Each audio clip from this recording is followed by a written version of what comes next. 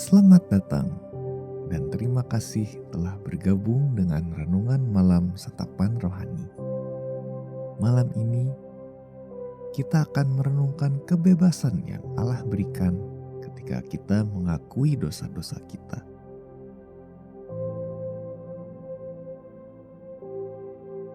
Sebelum kita memulai, tenangkanlah hati Anda dengan menarik napas dalam-dalam. Buatlah diri Anda senyaman mungkin. Mari kesampingkan sejenak segala kesibukan hari ini dan tenangkan tubuh Anda. Datanglah sebagaimana adanya untuk mendengar firman Tuhan. Inilah tempat di mana Anda dapat tenang di hadapan Allah, sehingga Ia dapat melingkupi Anda dengan hadirat dan kasih-Nya yang tak terbatas.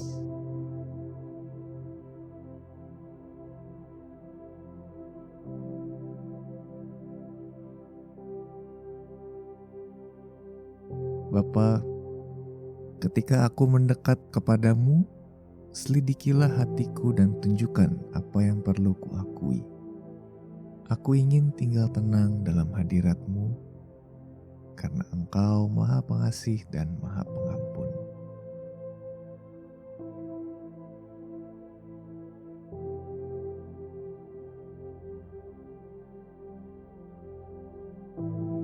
Ezra 9 ayat 5-6 dan 15 berkata, "Pada waktu korban petang bangkitlah aku dan berhenti menyiksa diriku. Lalu aku berlutut dengan pakaianku dan jubahku yang koyak-koyak sambil menadahkan tanganku kepada Tuhan, Allahku, dan kataku, 'Ya Allahku, aku malu dan mendapat cela, sehingga tidak berani menengadahkan mukaku kepadamu, ya Allahku, karena dosa kami telah menumpuk, mengatasi kepala kami, dan kesalahan kami telah membubung ke langit. Ya Tuhan, Allah Israel, Engkau maha benar, sebab kami masih dibiarkan tinggal sebagai orang-orang yang terluput, seperti yang terjadi sekarang ini. Lihatlah, kami menghadap hadirat-Mu dengan kesalahan kami. Bahwasanya dalam keadaan demikian tidak mungkin orang tahan berdiri di hadapan-Mu.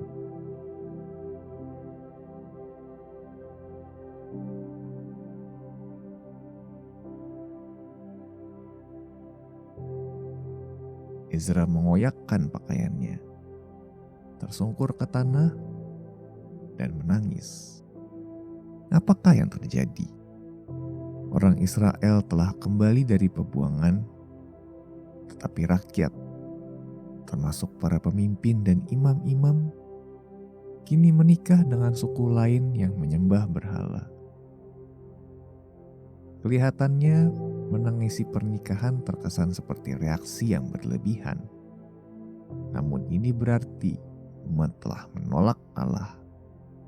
Dalam sejarah, menikah dengan bangsa penyembah berhalalah yang menyesatkan mereka. Umat Israel turut menyembah berhala, mengikuti kebiasaan, hukum, dan budaya mereka. Ezra sungguh hancur melihat umat Allah melakukan kesalahan yang sama. Ezra melihat dosa, semua dosa apa adanya, besar atau kecil, tertutup atau umum. Penolakan terhadap Allah membuat kita bersalah dan tak mampu berdiri di hadirat-Nya.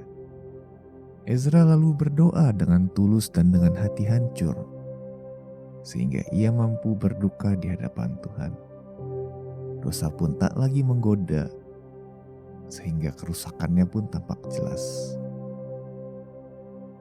Adakah dosa-dosa dan hal-hal merusak yang lama Anda nikmati?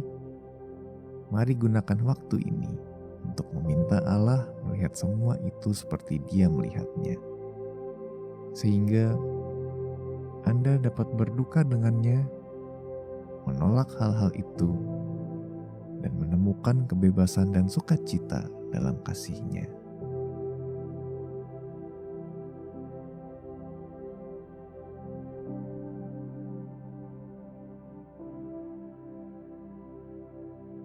masuk ke dalam doa dengan hati penuh kerinduan.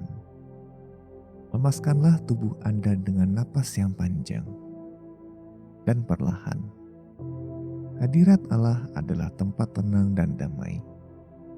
Lakukanlah dan buat tubuh Anda rileks.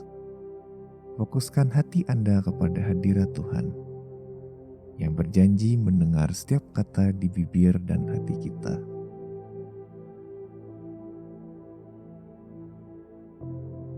Mari berdoa. Tuhan Allah, ingatkanlah aku akan dosa-dosa yang perlu kuakui.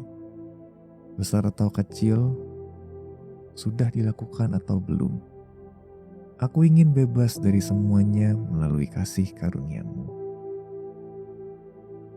Tuhan Allah, terima kasih karena Engkau tidak memperhitungkan dosa-dosaku. Kau telah mengalahkannya melalui kematian Yesus di salib. Aku akan memuji-Mu dan bersyukur padamu.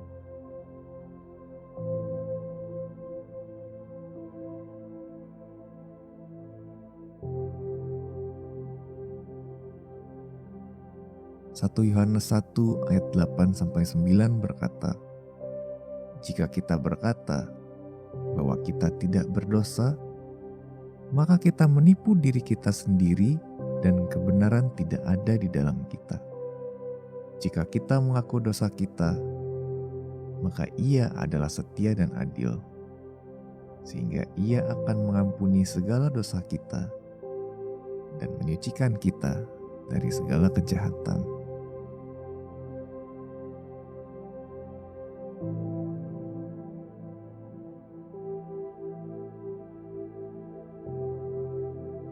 Mari menutup renungan ini dalam doa.